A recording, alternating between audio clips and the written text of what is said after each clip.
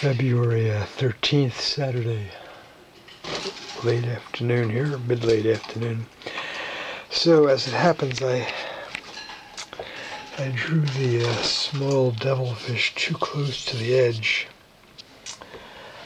This side of the large sea monster was also a bit close. So when I trimmed the paper down, cut a backboard for it, and it was actually like way too close in there for comfort. So I decided to change the framing plan.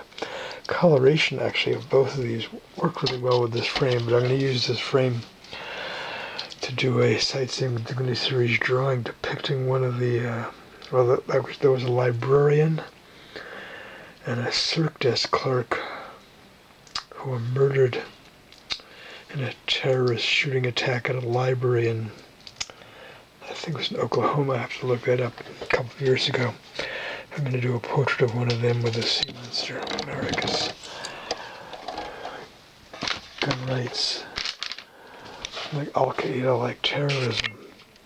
So then I reattached the border pieces I had cut off using like acid-free archival adhesive tape, and now I'm in the process of it's a good thing I have enough of this left. I've used this in several artworks. It's like it's thicker than string, but it's not as heavy as twine, but it has a good thickness to it.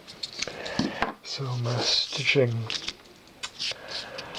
See, that took about a half hour. 1, 2. I got about 3 hours of work to do here. So then I'll see if I can find a frame.